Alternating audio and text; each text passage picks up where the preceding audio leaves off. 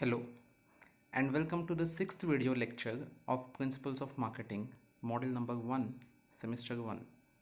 In today's video lecture, we are going to discuss about evolution of marketing, that is how various marketing concepts, that is the philosophies that are involved in marketing, that came into existence and how marketing changed over the period of time. Initially, if we see the history of marketing, marketing was nothing, or in fact, what used to happen is probably the products that were there were made by a person in a particular place, or maybe in his house itself, like pots, earthen pots, or maybe some other kind of things like bullock cart wheels or anything like that, and then they used to be sold, and the seller, that is the marketer or the producer, who were all one itself, that is the producer here was also the marketer and he was also the salesperson. He used to carry it from one place to the other place, from door to door, village to village, and try to sell it or market his products. So such was a concept of marketing in earlier days, where all the functions of marketing, which included advertising, sales, marketing, other things like promotions, all were clubbed, and in fact it were even clubbed with the production itself, who was the owner itself or the proprietor. So what used to happen in most of the things is the number of items that were manufactured by these people were very less. Also the number of items that were sold, that is the turnover itself, was very less. Now slowly as the time moved ahead and we moved from one that is century to the other, and then we moved towards the world wars period and phase, there where the industrial revolution took place in England, and the concept of mass production, automation, mechanization of industries came into existence. It is at that time when these concepts split, and then these concepts started to develop independently. So let us see how these were there right from the initial stage. As I've told you that initially these were in mass production, wherever mass production was done. So in the beginning of the 20th century, if we see, uh, we have seen industrialization or industrial revolution mainly in the European countries, to some extent in the US. So what happened is, because of the manufacturing of automatic machines, mechanic, lot of inventions, new inventions that happened in the field of production itself. So lot of mass production things were happening.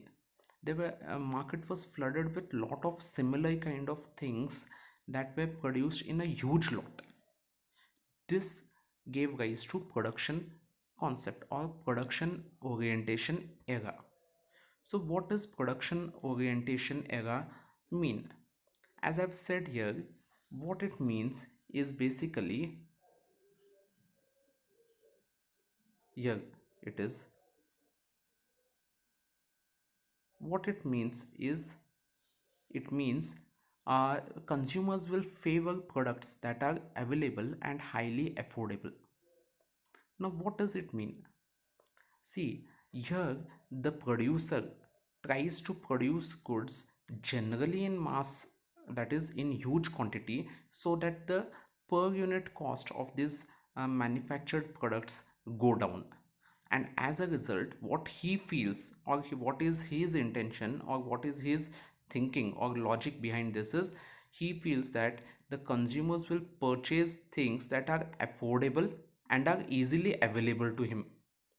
For example, if we go to market these days in this festive season of Dasehra, Eid, Diwali, Christmas, what we see normally is, we see that the markets are flooded with Chinese product, cheap plastic items, use and throw items. So all these items are readily available in the market. Also, the cost of these products which are there is far more or relatively lesser than the Indian products or the US manufactured products or any other country originated products. So these Chinese products which are there have been produced in a huge quantity and in mass production. So what was the logic behind this is people who are purchasing these lights, decorative lights, plastic items are purchasing these because they are easily available to them, and also it is comparatively more affordable as compared to other items. So the concept behind production orientation is that consumers will keep on purchasing things that are easily available and affordable to them. So if you cut the cost while production, that is cost cutting if it happens. Secondly, if you are able to manufacture an item at lesser cost per unit and you are making it available at the least possible cost in the market, then definitely consumers are gonna come and purchase from you. Next is the production. So after production concept, next came is the product oriented concept. So what does this product oriented era or product orientation mean? Now slowly as this mass production happened, people lost attention from the actual product itself, that is its attributes, its functions, its quality, and this gave rise to product orientation era. So what does product orientation era or product concept mean? Consumers will favor those products that are superior in quality, performance, innovation, features, designs. So for example, a best example probably might be Logitech company, which produces keyboards, mouse and lot of other computer related accessories.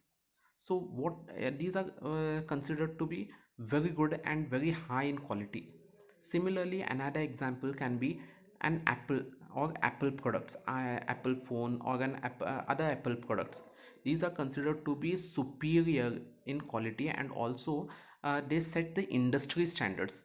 They concentrate completely on the product, its features, its quality, its performance, its innovation, and thus they feel the logic behind the product concept is that when they are manufacturing this product, consumers will not consider the cost, consumer will not consider the availability, that is easy availability. They will go, they will search and they will purchase a product that is of the highest quality to them. So that is why producers or the people who follow product concept or product in product orientation era, what happens is they give more attention to the quality, features and these kind of related aspects of the product. Also what happens is because of this, more attention is given to the quality and actual performance of the product, and hence this is known as the product concept. Then the third type of concept that we normally see is the production concept, or sorry, the sales orientation concept or the sales orientation era. So according to it, as the name suggests, primary importance is given to sales. That is, consumers will not buy enough of the firm's products unless it undertakes large scale selling and promotional efforts. So what they say is people who follow sales orientation concept, or so as who follow this concept, feel that people are not going to purchase your products. You have to sell the products to them. You have to make them realize that they need this product even if they don't need it. You have to advertise yourself, you have to aggressively promote your product such that they have to purchase your product.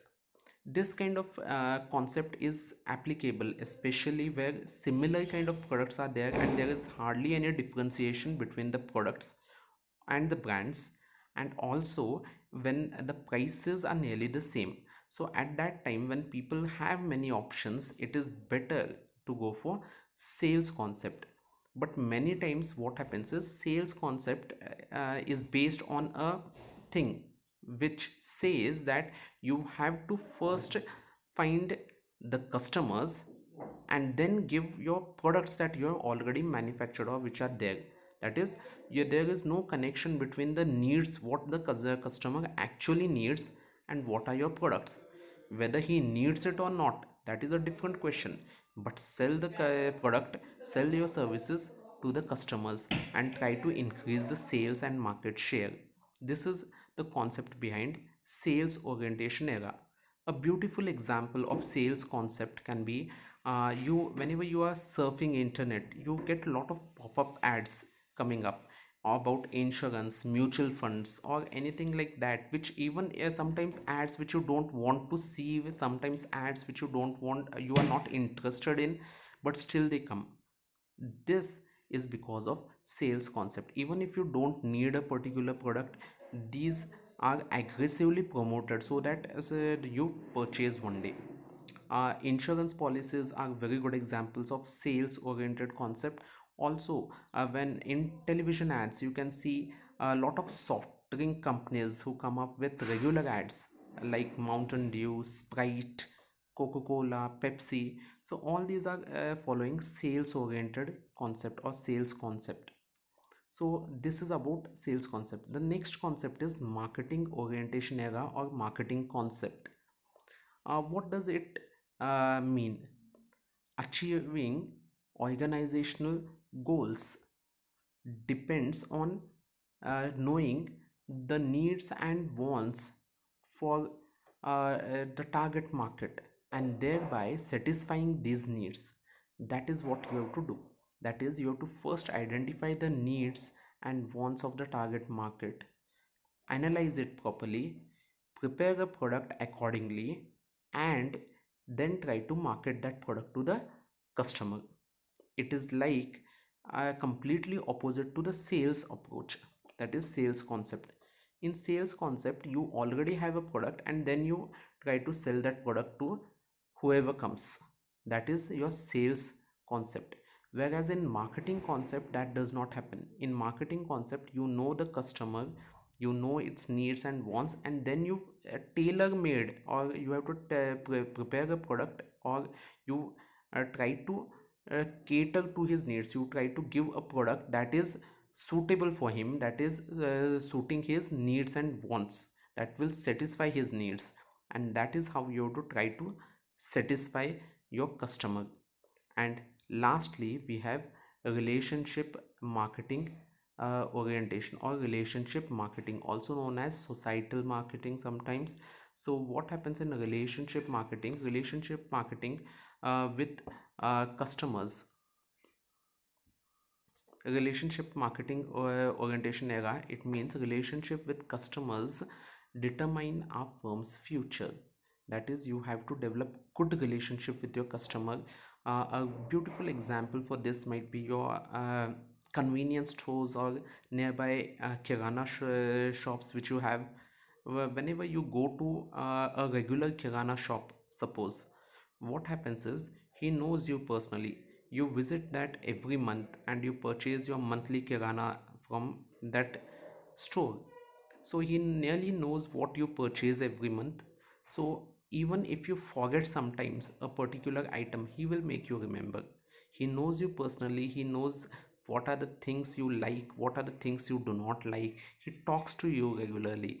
Even if you have come for a business, that is activity, a commercial activity, that is to purchase certain thing from that, he not only sells you, or he not only markets you particular items which you need and which you will satisfy your needs, but also he will talk to you in a very personal tone, so that he becomes more of your guide to purchase things, or to ask which are the things that he has to purchase.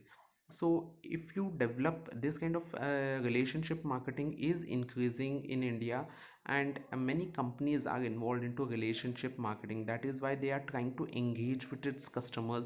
They are emailing, whatsapping them, and trying to make sure that their customers are getting the right type of products what they need. So relationship marketing is developing a relationship with the customer, so that you can develop a lifelong relationship with him. So in relationship marketing, one key element which you should not forget, that is, you look at the customer lifetime value. You don't look at his single purchase. That is, suppose if I have gone to a kirana shop, I may purchase a chocolate which is costing 1 rupee. So the transaction amount is only 1 rupee. So you don't see that 1 rupee only, but you see me from how many times I'll visit in my entire life. So suppose if I visit 2 times a day for next 10 years, suppose, then that is close to 7,500 times I visit.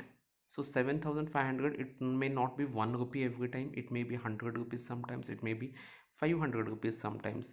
So total value might be close to 2.5 lakh rupees. So you're not looking at this 1 rupee transaction only, you are looking at this 2.5 lakh rupee transaction.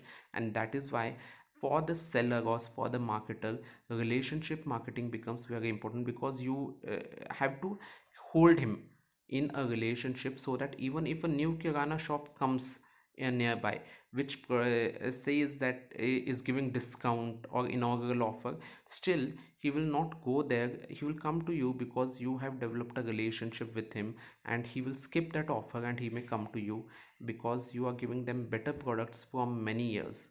So this is about relationship marketing orientation era or relationship marketing. These all 5 points which are there can be included in evolution of marketing. If it comes under evolution of marketing, the headings remain same as I've written down in this slide, that is production orientation area, product orientation area, sales orientation area, marketing orientation area, and relationship marketing orientation area. Suppose if it comes as concepts, what are the core concepts of marketing, what are the 5 core concepts of marketing, then you have to write it as production concept, product concept, sales concept, marketing concept, and relationship marketing concept. So these are the 5 concepts or 5 stages of evolution of marketing, which is normally followed, or which was there, or which existed, and which sometimes even exists today. So with this we'll end today's lecture. If you have any doubts, you can always contact us